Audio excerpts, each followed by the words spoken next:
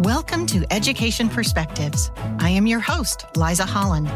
This is a podcast that explores the role of education in our society from a variety of lenses. Education needs to evolve to meet the needs of today and the future. Solving such huge issues requires understanding. Join me as we begin to explore the many perspectives of education. Today we welcome Adam Watson. He is a Kentucky educator with a passion for edtech. Starting as an English teacher in 2005, he was named Teacher of the Year at South Oldham High School in 2009 and became National Board Certified in 2013. Adam's journey into educational technology began with a student podcast project, gaining recognition in Kentucky Teacher and other publications. In 2014, his Shakespeare and Star Wars unit garnered attention, featuring a Skype Q&A with a best-selling author and a mention in Star Wars Insider. Adam later became Shelby County Public School's first technology integration coach, contributing to the district's one-to-one initiative and pioneering the profile of a graduate. Among his achievements, Adam developed a digital citizenship curriculum featured in a 2019 ISTE book. Named 2018-19 Outstanding Leader of the Year by the Kentucky Society for Technology and Education, Adam is a sought-after speaker at national conferences. He shares insights through his blog, EdTech Elixirs, and YouTube channel, and currently serves as a deeper learning design specialist for the Ohio Valley Educational Cooperative. So Adam Watson, welcome to Education Perspectives. We're so excited to have you here. I am so thankful and excited to be here. I appreciate you having me. Wonderful. Well, let's dive in. And my first question to every guest is a 30,000-foot type of question. Why do you think that we as a society invest in education? I believe strongly we need humans to be the best versions of themselves possible.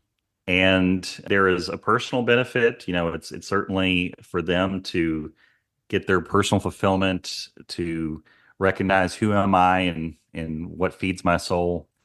But clearly, it's also for the greater good as well, right? We need a planet full of humans that are fulfilled and fulfilling.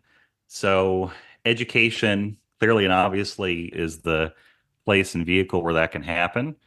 And it's a very ancient, noble profession, right? You could go back and there were people around a campfire who shared narratives and stories and myths, all with the purpose of how can you find your fulfillment? How can you help our tribe, our village, and, on a global perspective of the planet, right? So it's a long lineage of such traditions, and it's an important one. It's to develop the human, but it's also to develop humankind, I think. And develop kind humans, right? So yes. Full circle. Isn't that the truth? So you are and have been heavily involved in education. What drew you to the profession?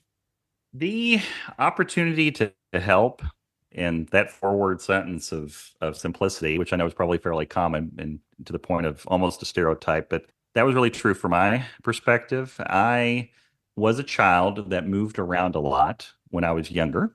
I have family in Louisville, Kentucky, but I was born in Kokomo, Indiana. I lived in Las Vegas. I even lived in Crete, Greece for a year. My dad was in the Air Force, so that meant a lot of moves. And I think I responded and recognized from a very early age how thankful I was when someone helped. Here's where the bathroom is. This is what you do to ask for help. This is how we raise our hand in class, all the things and norms and normatives. And, hey, this is, your first day here. How can I help you? Those little moments of kindness stuck with me. And then moving ahead and forward, in life, as I, went on the education journey, I recognized or felt that I had a knack for helping someone else. And certainly on, I guess, the academic sense, I traditionally, in the traditional metrics of things, performed pretty well in school, I guess. And so with that, maybe I intuitively or whatever happened to understand the concept or the standard or the whatever words you'd like to use. And so when I saw another fellow peer student struggling with that, how can I help you? Or how can I rephrase that? Whether that was a 6-year-old or 8-year-old or 12-year-old or 18-year-old Adam. And when I was able to do that successfully and make that click happen, again, stereotypes here, the light in the eyes and all that stuff, I felt good. It was that virtuous cycle, maybe, or virtuous circle of selfishness and selflessness. I felt wonderful that selflessly I was able to make another person feel better, understand better. And then selfishly, that feeling of fulfillment making me feel like this is a thing. This fills my heart. Like I feel like this is something that I could pursue. And so that's a long answer to that question, but that's definitely what led me to how can I be an educator in some fashion. Oh, I should also add that I'm a storyteller. I love reading stories. I love telling stories. And there's a powerful piece of that really fascinates me, whether it's sitting down next to a 7-year-old or a 70-year-old. Like, what's your story? What do you find in life exciting? I love hearing those stories, and I love being able to tell a story that maybe makes a person feel when they walked away, I learned something. So there's kind of both angles of that. Oh, I like that so much. And that may be the answer to my next question, talking about what do you love about what you do now that you are deep in education? I would probably say that the learning experience of a child can be transformed or uplifted, or that there's an opportunity to inspire someone. That's obviously an ideal moment in a moment of education. There are some days that you're just trying to, I wouldn't want to use the word survival mechanism or survival methods, but sometimes there are just days where it's like, we're getting from A to B. But beyond just a particular English standard or the objective and academic goal of a day or whatever the case may be, the more noble, idealized version of that really is that, through your interactions, especially with the child and the student, that you can transform and make it filling and joyful. That is ultimately what I love, that if I'm having those opportunities. Excellent. So, in reading your introduction before we got online here, I am fascinated to learn a little bit more about Shakespeare and Star Wars. Can you tell us a little bit about that? Yes, absolutely. Well, in the quick context, although it sounds like it was, as far as we know, it was in the introduction, but as far as me being a high school English teacher, I did that for my first stretch in education in my journey. And in the district I was working in at the time in Oldham County, and I believe they still do, they had kind of a mini grant system where they had opportunities for educators to say, here's a project I'd like to do. It needs some money. It's not an overwhelming amount of money, but this amount of money, this micro grant, if you will, would be very helpful. So over the years, I applied for a few of them. And the one that you're speaking of, I was in a Barnes and Noble. I was with my oldest daughter, who was, of course, younger at the time. And I was walking through the Barnes and Noble, and I saw on a shelf this book, Star Wars, Verily a New Hope. That's different. Hey, I love Star Wars, and I'm a big fan of Shakespeare, so I picked the book up. And I realized that the cover conceit of the book was it's the idea of the first Star Wars movie, as in the first in the 1970s, if it was in blank verse, if you took the whole play and pretended it was a stage play spoken in that Shakespearean language of iambic pentameter and so on. And it was hilarious, and it was well done. And, it was such a clever hook. It could have been executed in a bad way and I still would have been entertained, but it was really done really well. Lots of inside jokes about Shakespeare, Star Wars, whatever.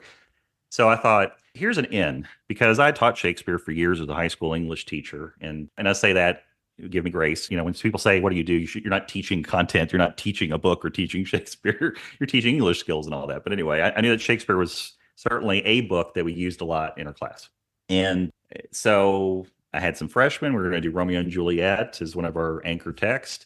And I thought this might be a clever way of getting one of those problems solved, which is that students often feel really awkward with the language, right? It's hard. It's difficult to understand and comprehend. So what if we did a pretext, if you will? What if we do something with a book that gets us used to that language, but in a way that's a little fun, a little different? And by the time we get to Romeo and Juliet, we're past that. We're used to that Shakespearean language. We can concentrate on the bigger things, the literary aspects and terms and metaphors and so on. I asked for the pyramid grant for this Shakespeare book to get a class set of them, and I did. I created a unit around it where we, went through, and in some parts we were reading out, parts and scenes of the book. I took a chance and reached out to the author of the book, Ian Dosher. I sometimes get that name wrong, I feel like, but I believe that's his name. And he was kind enough. I said, hey, could we talk to you? Absolutely. So at the time it was Skype, and we had him Skype into the classroom and had a great conversation with him. And, the students were able to, create some questions beforehand and basically have a Q&A with him. So, yeah, it was glorious because I'm a Star Wars fan from literally that first movie that I just mentioned. I was, I think, 4 years old when I first saw it in a drive-in theater in Las Vegas. So Star Wars has always been a huge aspect of my life and my love. And so to take those two things together, the love of Shakespeare, the love of Star Wars, and the love of teaching, actually all three, and put that together was a great opportunity. Well, that is just fabulous. And I love the idea of being able to look at things in a slightly different way.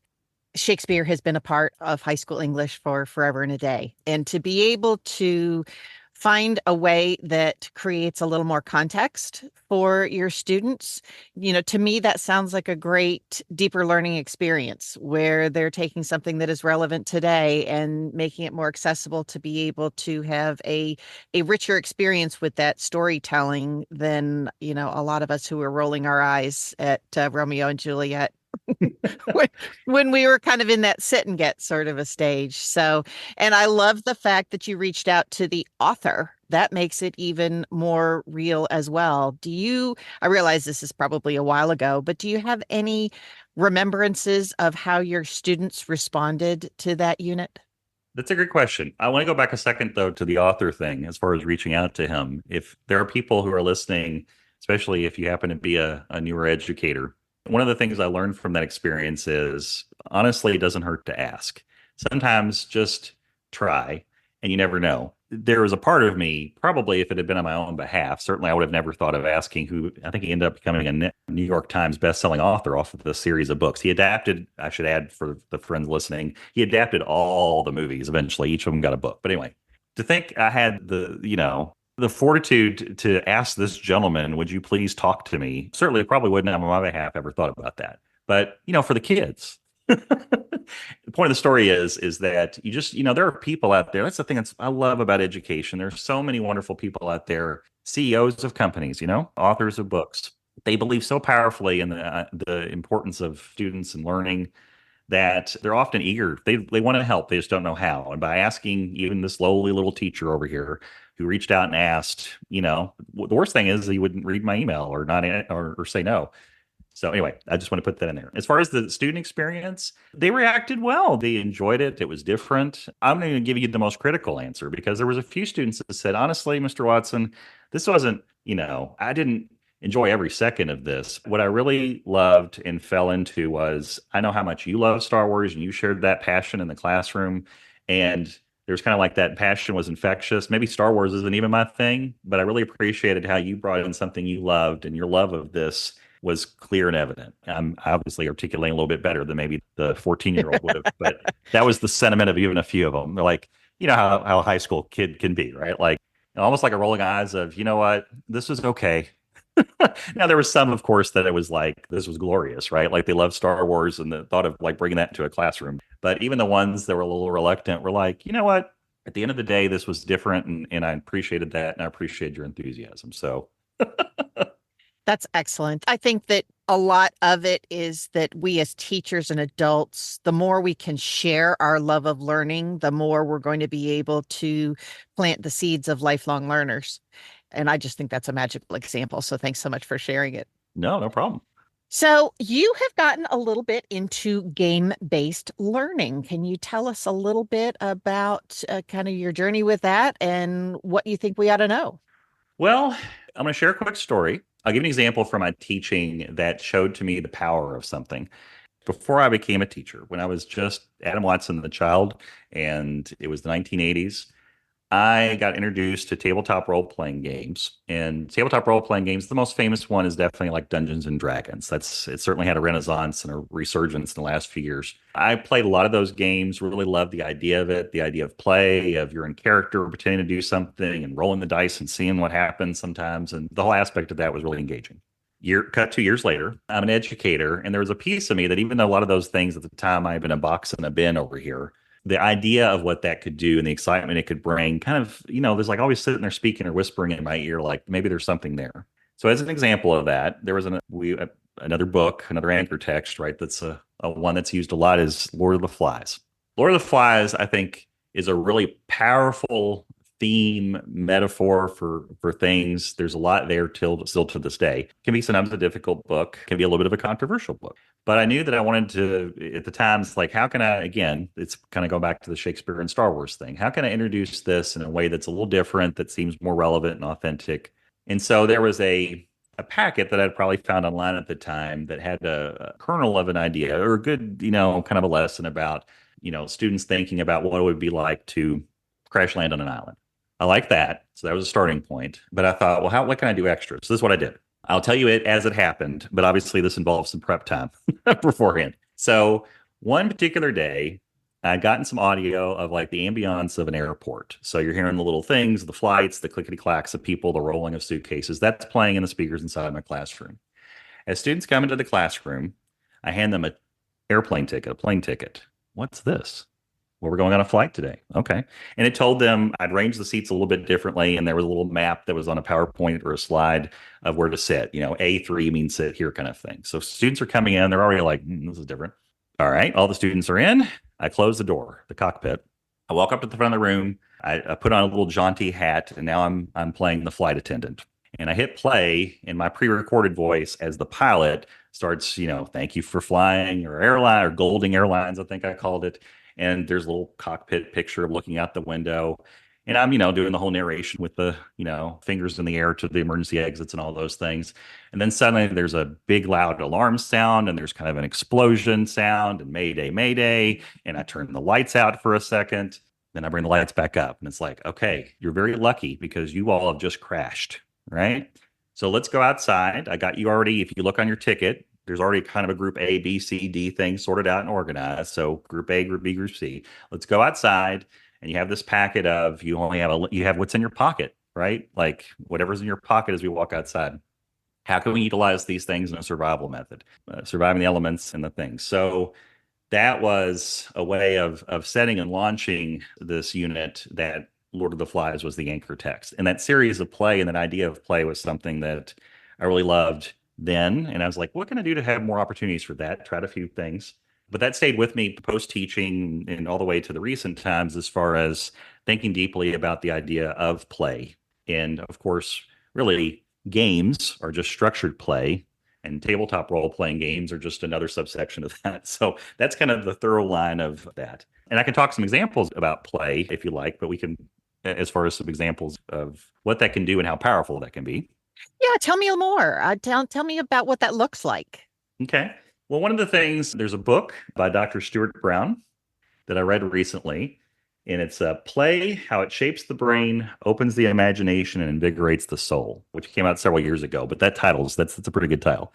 And I should say here that that book that I read became part of a colleague at OVEC of mine, Jen Roderer, and I did a play-based learning PD. So this is like doing some research and thinking about play. He had a really fascinating, Dr. Stuart Brown, he launched like an institute of play, and he's done many of published articles and such. His starting story was really interesting. And I know it's a little stark, but I think it shows you the power of play. He was a young man who was launching his career. It was 1966. I believe he was in Texas at the time. And this Charles Whitman incident happened. And for those that don't know or jog your memory, Charles Whitman was a young man, very troubled, who went up on a tower and did a mass shooting event. He shot and killed many people. Afterwards, it was really worrisome, the powers and the people that be in 1966, because it's like, well, what would cause a person to do that, basically? He seemed such a nice young man, that phrase, that's a cliche, right? And Governor Connolly, the famous governor who had been in the, with JFK in that limo in Dallas, was the governor. And he basically put together like a blue ribbon panel of people. And he basically wanted all these great, wonderful mind scientists, doctor people to break down the case history of Charles Whitman, because maybe we could learn something. What would create a Charles Whitman? And they did all these studies. They visited. He had unfortunately been through several situations, had some therapists and therapy in life, doctors of various sorts. So they had some case histories they could examine. And this phrase that someone else said really triggered Dr. Stuart Brown, in fact, launched the rest of his life career. There was a person who was looking at the different notes and information and said, it's such a shame. If only Charles Whitman had played more. It was clear that he was a very lonely child, very isolated child. His imaginative world was very narrow and shallow. And the idea of play deprivation being not just a wouldn't it be nice if people play, or plays a thing of children and it stops there. It became his really lifelong journey of looking at the power of play, and even as adults that we need that. And it's not just a wouldn't it be nice if, it's the thing that we need to feed our soul, to foster our creativity and all those things. Wow. That's an extremely powerful type of a story. My last episode here was with Greg Bear, and he wrote a book called When You Wonder You're Learning. I love the title. Yes. It's a lot of it is grounded in Fred Rogers and all of his work that he did with Mr. Rogers' Neighborhood and that sort of a thing. And so that's kind of that theme of the need for play is resonating. And Well, into that end, that power of play in some of the things we're reading and doing. Jen Roeder, that colleague friend, she found an example of people who are doing math problems out of a textbook, and people are doing a study, an example, and not a shocker, that was sometimes a struggle for students to even complete, much less their accuracy and ability, right? So the twist was, okay, that was the control versus the variable kind of thing. That was one group. But then they decided, what if we used construction paper in different colors and used markers? Now, we talk about technology often with like the things that clickety blink with lights, right? Changing the technology from paper, pencil, textbook to like construction paper and marker, and in effect, bringing a sense of play to the same algebraic problem. The problems were not different at all, same problem. But markers, construction paper, it felt safe, it felt exploratory, it felt a little fun. And, probably not a shocker. Not only were kids completing the problems more, they were doing them with much more depth and accuracy. It's all the things you would hope. You think about the small shift of that, right? But the idea of play in that perspective. I'll give you one more other quick story. There was some British scientists in the 1990s, and all the way up into 1990, that's a really important point to hammer on here. There was a very well-formed belief in terms of cognitive science and the development of brain science, that children really are incapable of certain leaps or following certain forms of logic until their brains develop around 10 or 11. Jean Piaget, I feel like I probably mispronounced that, but I think he was as much a proponent of that as anyone. Like basically, your brains aren't developed enough until a certain point. Kids can't do a certain thing. They can't really hold a certain rigor. Their brains aren't cooked enough yet, in their little skulls. That was such a foundational belief that people didn't even question it. And so this went on. These British scientists in the 1990s tried a thing. So they brought kids together and they brought them a logical question, starting like 4-year-olds all the way up until like 10 or 11. And the logical question was, all cats bark. Muffins is a cat. Does Muffins bark? Now, the first time they did this with a lot of austerity. Lab coats, serious clipboards, I imagine, probably talking above the child kind of like this, now I'm going to give you a logic problem. And even though the logic problem, obviously to us is, well, if that sounds goofy, but if that's the logic, then yeah, Muffins barks according to the what you gave as and the thing was, serious time. The 4-year-olds, 5-year-olds, 7-year-olds were like, no, Muffins can't bark. That's silly. Cats can't bark, right? The British scientists did this amazing thing. Again, a small shift you would think, but they changed the parameters. Now suddenly the adults came in the room without that lab coat. And they had a sense of fun in their voice. And they say, okay, listen to the 5-year-old. I'm going to tell you a little bit of a silly story. All right. What if all cats could bark? Wouldn't that be funny? And then your Muffins, this little stuffed animal Muffins, you see, Muffins is a cat. Do you think that Muffins could bark? Well, the 4-year-olds were like, yes, Muffins can bark. Because in our world, all cats bark. That's an imaginative world, right? yeah. And the point is probably obvious here, but the point is that by taking a moment and unleashing the idea of play and fun and a sense of imagination and playfulness shifts that thinking so that the kids were, of course, able to solve that logic problem, but it was the context. So the Jean Piaget and all those people who assumed that it was just a science thing, the science says, which is also a little, that's a cautionary tale, right? Science always changes, but or who's saying the science? Maybe that's a better way of looking at it. But anyway, it wasn't about the brain. There was nothing about the brain and its plasticity or anything like that. It was the context. So play bringing a sense of changing that and shifting that is pretty powerful, speaking to play. Yes. And the other thing that strikes me as far as that power of play is we have lived for a while in education with a really aggressive focus on you got to get an A, you got to get an A, you got to get an A. And it doesn't allow for much space for trying, failing, rethinking it, trying again, and having a safe space to do that. And that element of play, I think, can help to do that. We think about in the news all the time is how our students have so much anxiety and that sort of thing. And I think this pressure to be perfect is a big part of it. So I love that element of play, making it a safer space for them, because I think that's a through line through your stories. Well, and you're so right. It's, as we often hear, and, we have to look at the system, right? So one of the things, to your point about, you have to be, I love what you just said about being perfect, because one of the things that I see, and as simple and yet huge and prevalent it is, think about like the grading system that's very typical and traditional.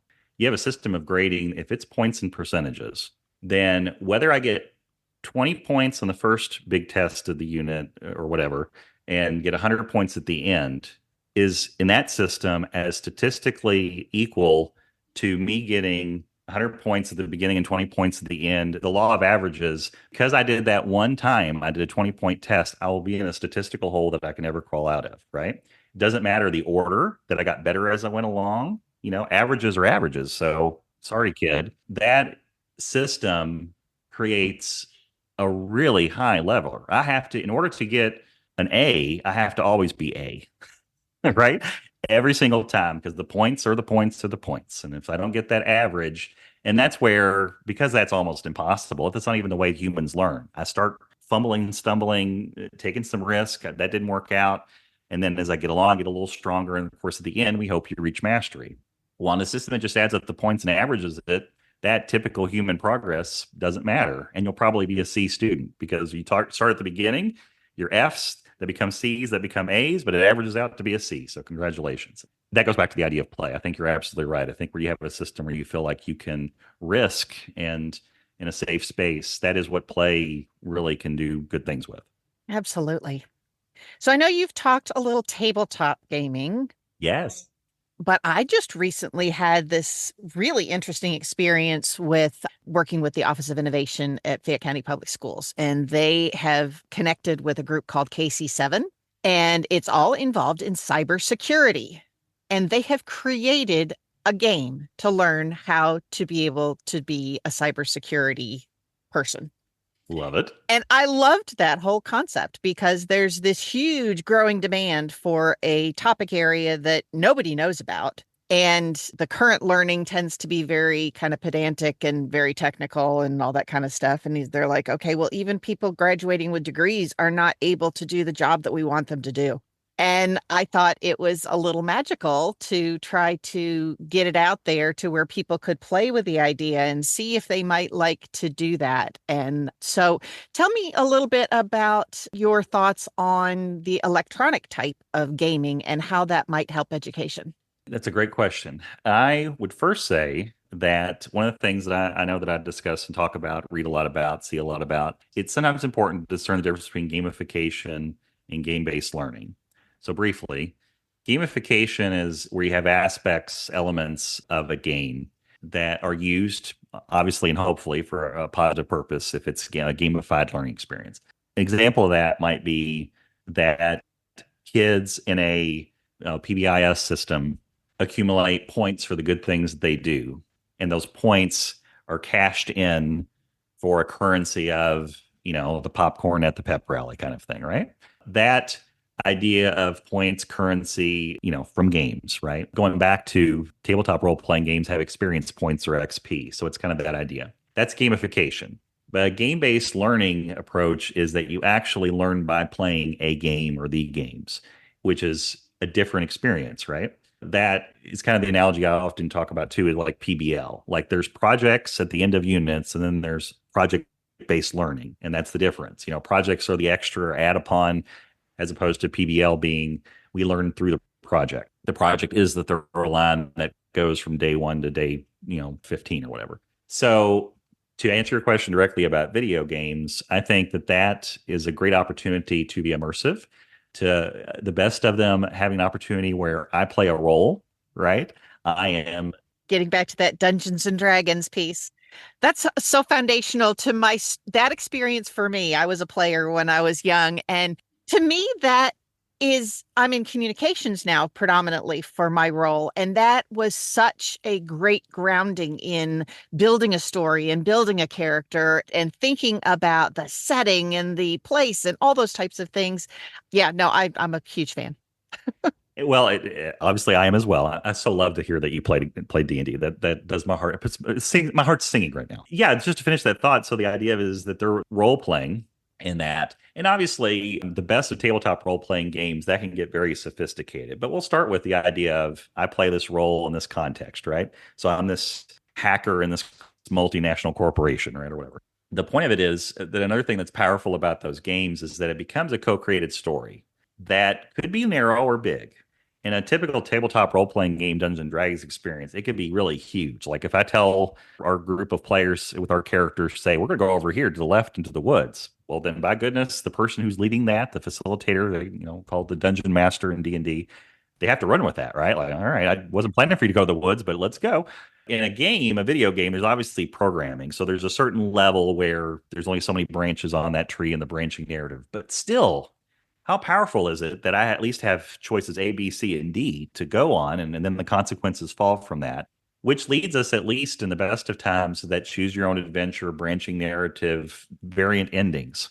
And to me, this taps into what I probably loved about that, as many people do who experience those choose your own adventure books or played a video game or played something like Dungeons and Dragons, is that the ending is kind of up to me, right? Like it's not fixed. That there is, even if it's a limited amount of choices, it's still that whether I get to choice B instead of A or C was because of my actions. Bringing a piece of that into the education world, think about the agency that is, right? I had control over the ending. It's not a fixed point in time where I was marched around or led by the nose and, everyone got to the same place because I shoved you there as an educator, right?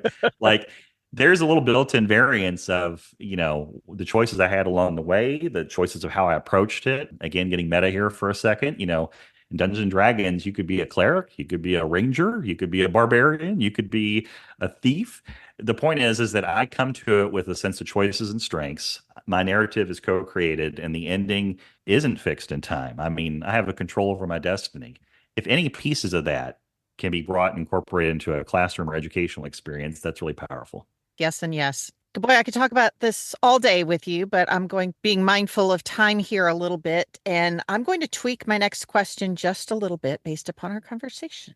Tell me about your favorite learning experience. That can be as an adult, can be as a kid, and why? Favorite learning experience. One of the things that I'll kind of use an experience for me being as a teacher. It involves a little bit of technology, but it was one of those things that cracked open a walnut for me as far as thinking differently about how I taught and how I was with students. I had a conundrum. I had students doing a very typical thing in English class with students doing literature circles. And, part of it was on a periodic schedule, they would get together and talk about the book. And this is not going to be, again, a high school teacher by trade back in the day. It's probably not going to be a shocker to you, Liza, that when I did this, sometimes when I was standing near them, they would have these great conversations. But for some reason, I know this is a shock. When I walked away, the conversations would turn to like the weekend and stuff. Now, here's the best part that I always loved about students. And it's like, you all are, it's an adolescent mind, I guess. I would only be 3 feet away. Just because my back was turned, my ears still worked. I could tell that they went off topic, right? But for some reason, 3 feet away, my back turned. They thought they were in a bubble of invulnerability, I guess. Okay. I wanted them to read books, read well, have rich discussions, but it wasn't clicking. It wasn't working. And I thought to myself, well, what can I do about that? And one of the things we often joke about in teaching is to clone yourself. So it's like, well, how can I clone myself? But more importantly, I realized if I really looked honestly in the mirror, the reason for doing it was inauthentic. Like, what am I doing this for? I mean, for each other, or maybe at best for me, Mr. Watson. But okay.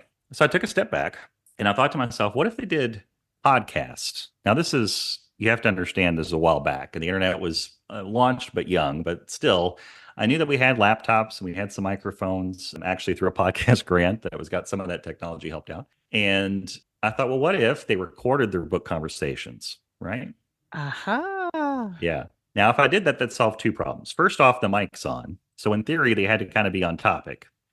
It gave me an opportunity to assess in a really thorough, way all of their discussions, which, to be fair, took a little bit of time. This was not for the timid, and I've stumbled and fumbled myself. But certainly that alone kind of gave a rigor. But that was only part of it. The other part of it is that what's their audience? Well, the idea of it is it would be beyond to me. It goes outside the classroom. So this is like, I guess, a PBL, really. That's what I'm saying. It's a project-based learning thing. The project is the podcasts. And so they did a series of them. And here's the really magical thing that happened. I couldn't have asked or paid anyone to do it. It just naturally happened, and I was thankful. The first thing is that in a little world that we launched this in, we started getting responses from people who were listening to the podcast. And the one that I'll never forget, and it changed me and it changed the students from the podcast they just did to the next one they recorded, is that there was a group of students in China.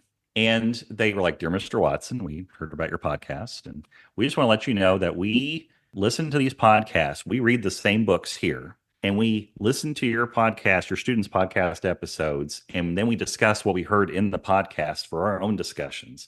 Anyway, I just want to let you know."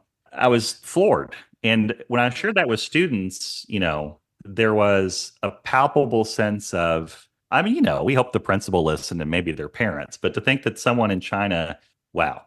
But to know you're making an impact like that. Yeah. And this also goes back to doesn't hurt to ask kind of situation. We talked about that with the Star Wars and Shakespeare. Some of the authors of the books I was able to track down from their website or what have you. And so I dropped them a little email saying, "Hey, I just want to let you know these students in Oldham County, Kentucky are listening to your books, talking about them. Sometimes they were like, that author, needs to work a little bit on their descriptions." You know what I'm saying? Like they played it real, I shared with them that these podcasts were happening. And a few of those authors replied back saying, "I listened to those episodes. Wow, it was so wonderful. And they had such deep, insightful thoughts." And again, what an authentic audience, right? So to share back that with the students and say, some of the authors are listening to what you're saying. Not that made them pull any punches. They were just, but the point is that they, had an opportunity that they were really heard.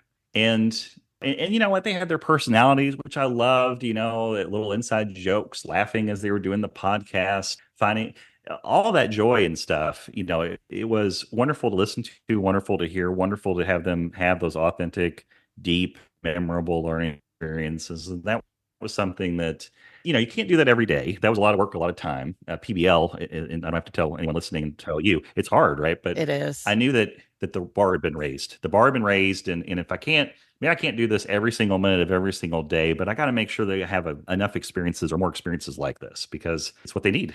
Well, I think it's a combination, between the slight little changes that we talked about in some other circumstances and some super rich and purposeful types of experiences like that one. That is an awesome answer. I'm glad you chose that. And I'll just, yes. So that's definitely something I try to think about and try, and if in my role as of a guide on the side or a person that can help other people design things of deeper learning and deeper, more authentic experiences is just at least shooting for that. Shoot for the stars and land on the moon at least, right? That's the kind of the attitude I like to have. Oh, I like that so much. And that is the kind of work that you're doing right now as deeper learning design specialist for OVEC, which stands for the Ohio Valley Educational Cooperative. Deeper learning is where we need to be, in my humble opinion. But there's always obstacles to making that happen. What are you finding to be the biggest challenges in your new role? I think that as far as what can we do, and as far as the biggest challenges, time is certainly, I think, a huge factor. Valuable commodity. It's hard to replicate, and there's only the 24 hours in a day and all of those things. And there's a sense of running out of time. I think the pandemic, we learned that in the sense that it's not that students weren't having struggles and unhappy before the pandemic, but boy, the pandemic illustrated how certain features and structures of the system aren't working as well, and that we really rethink the system, right? But so if time can't be added, if we can't make the rotation of the Earth, where it's 28 hours instead of 24 or something like that, if that's outside of our reach, it's just thinking differently about that time. I always, for my prior work in districts and such, in the places I worked before, a lot of people talk about the idea of, the problem in education often is that we do autopsies instead of a diagnosis and a treatment. It seems to be always after the fact, especially if you have a standardized test system where it's like, well, those kids, the ones that are already gone from the end of last year. I mean, they're still in our school. Don't get me wrong, but yeah, those kids struggled in this and or did fantastic either direction. My classroom teacher role kind of ended at the end of that year, and that became someone else's boon or bane. So, what are ways we can do that? Another thing I think about is the idea of, we often get to the end of a year and we have a credit recovery situation, right? We have a situation where we have to recover credits because 9 months of that work, at the end of the day, they weren't able to complete the course. So we come up with as much as we can, novel ways of compacting that. Of course, I'm being generous here, but I'm sure you're reading between the lines. In a 2-week or 3-week period in the summer, suddenly we're going to come up with those credits. It's the best we can do given the system we have. And I really wish we had more of a credit discovery system. Yes, yes. And again, I'm not unique or the first person to think these things, but it's just, how can we create opportunities where instead of at the end recognizing, well, that didn't work out, how can we have more proactive systems how can we, through a cross-content class, maybe it's a PBL, or maybe it's a passion, maybe it's through the internship of a work opportunity, that you can demonstrate the standard skills and competencies in a way that doesn't feel skill and drill, multiple choice, or working your way through something like that. How can I create systems where, at the end of this project period of time, let's discover a way that we can make the credits happen for you. And by the way, no small thing, you might actually enjoy it more than, being put in the library for 2 weeks in the summer, right? So, yeah, it's just, if, the challenge is time, and the idea is just thinking differently about it, I think. Okay, well, final question. What would you like for decision makers in education to know?